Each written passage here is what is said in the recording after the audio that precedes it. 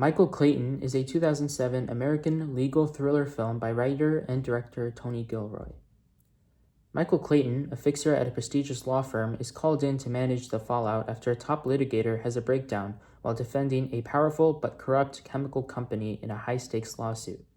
As the firm scrambles to protect his interests, Clayton is caught between his moral conscience and the urgent need to resolve his mounting personal debts. Alright, so I watched Michael Clayton. One of the more adult films, I'd say, that I've seen recently. And adult meaning, not because of, like inappropriateness, but just like it's a very smart film and it's very much catered towards an adult audience because of that. I mean, of course, it's like sort of a movie about like, corporate America and, corrupt laws and stuff like that, or like moral conscience. And so that's why I was kind of interested in seeing this. Of course, I'm an adult myself. I'm 18 years old. And so I was kind of interested to see how I would react to a film like this.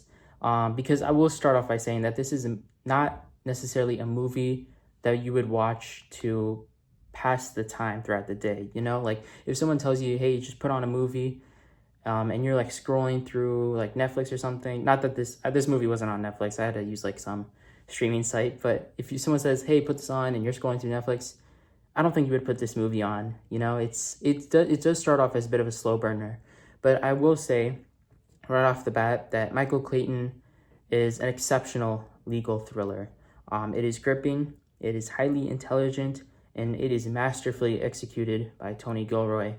The storyline itself is so tightly written and engaging. I thought the dialogue all around was so, masterful and proficient. It's the type of dialogue that you would look for as a model example if you're like an aspiring screenwriter, because it is just that so, it's like levels above the dialogue of an average film, and especially considering this is a thriller, you wouldn't necessarily expect the dialogue to be this good.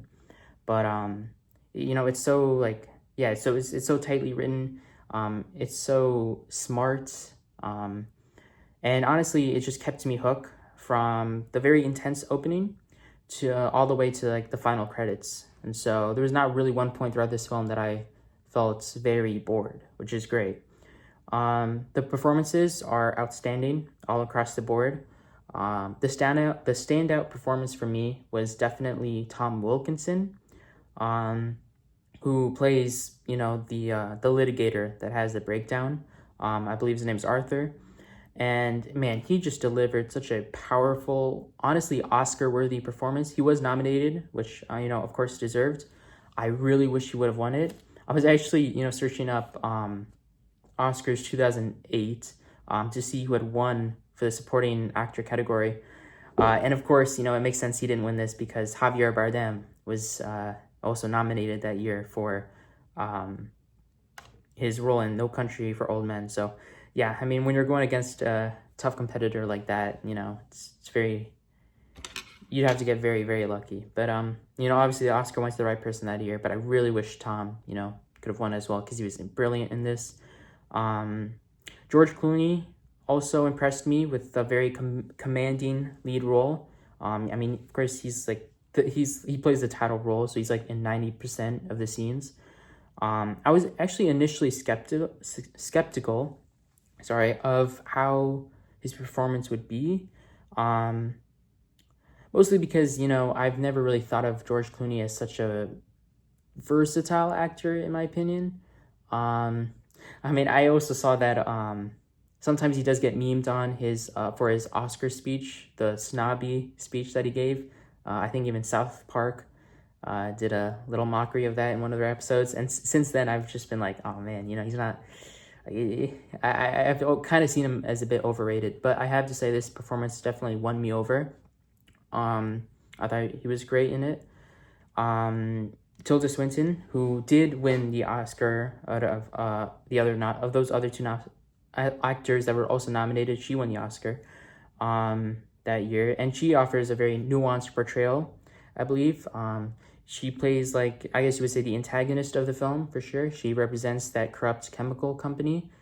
I would have loved to see, because, it's clear that this movie is trying to show that not everything is black and white. You know, the litigator literally has a breakdown in the film, you know, commencing the plot of the film, because he can't take it anymore. You know, it's just too corrupt.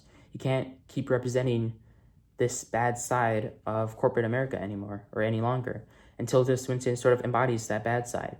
I would have loved to see a bit more duality of her, though. I feel like we only get to see, I mean, there's actually, how the movie introduces her, it introduces her as a very, you know, coordinated, tidy woman who's sometimes a bit frantic, but I would have loved to see a bit more from her that really like shows the duality of her nature, because we didn't really see a lot of her good side. You kind of like hate her like the entirety of the film, so I never really sympathized her with that at any point. I feel like that's what like the introduction to her character that the movie does. I feel like that's what it was trying to do, but I didn't really sympathize with her, so it didn't really work on me. I would have loved to see more duality. Sydney Pollack and the rest of the supporting cast had very strong presence as well. Added a lot of depth to the storyline. You know, masterful overall. And, you know, Tony Gilroy's direction, the guy that wrote this film and directed it, which is honestly very impressive. I always appreciate writer-directors. I thought his direction was so sharp and so powerful. And in my opinion, I definitely think that a large factor for this film's success, I mentioned it before, is definitely the writing. I don't think this movie would have hit the same, despite the amazing performances. I don't think it would have hit the same if the writing wasn't that good. So I have to give major props to Gilroy. I believe he also wrote the. I'm not sure if he might have directed some, but I think he wrote the Jason Bourne franchise. So I definitely have to check that out, because he's a very intelligent writer.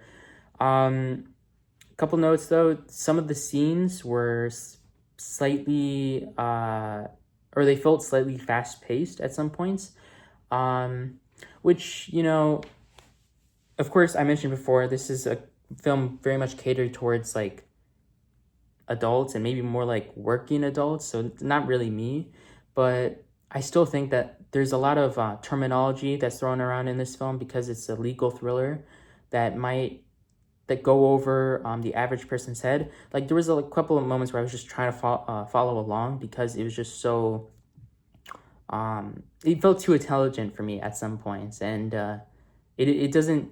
I will say, I have to preface, like, maybe that will work for some people.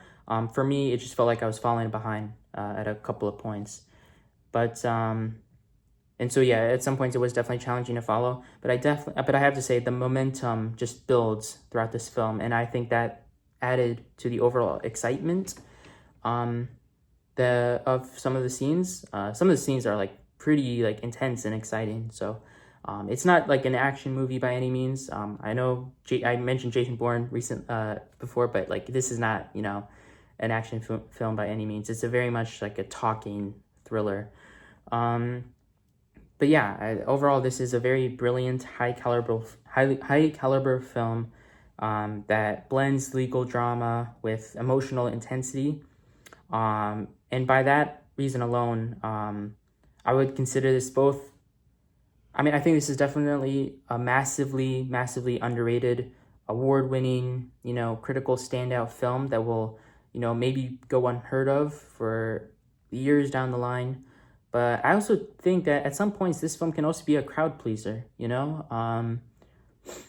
The way that things pan out in the film, I think it's easy to root for some people, or root for some characters, and a lot of these characters have arcs towards the end where you're like, yeah, nice. You know, it does feel rewarding at the end. It feels like a rewarding experience.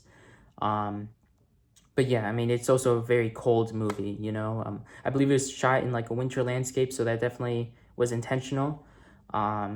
Because yeah, some people are just like, it's all about corruption in America, and you know, that's never a fun topic to talk about, but it's very real. It's very, very real.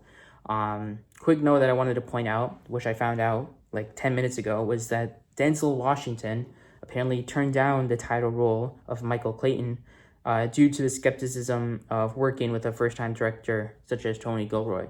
So I don't know. I thought that was pretty interesting. I would have really been curious to see how Denzel Washington would have performed this role. I believe Clooney also initially rejected it as well, before he had a discussion with Gilroy, and they realized they were on the same page in like the first 2 hours of the conversation, so he ultimately took the role. But yeah, I would have been curious to see if Denzel took this role, especially since this was one of 2 films that he rejected. The other one I did know about, which was Seven. Seven, very coincidentally, was actually what I would consider, before watching this film, the most well-written thriller of all time. I probably still think that. I don't know if this one beats Seven, but I mean, Seven is so godly written. So I don't know. I just find it hilarious that Denzel Washington, turned down both of those roles, even though they had, such incredible writing. Obviously, David Fincher at that time too was a pretty, not well-known director, but I don't know. I guess it just goes to show you got to take risks, sometimes, and creative risks as well. But yeah, I mean, that's pretty much it for this review. I'm going to give Michael Clayton an 8 out of 10. Hope you enjoyed. See ya.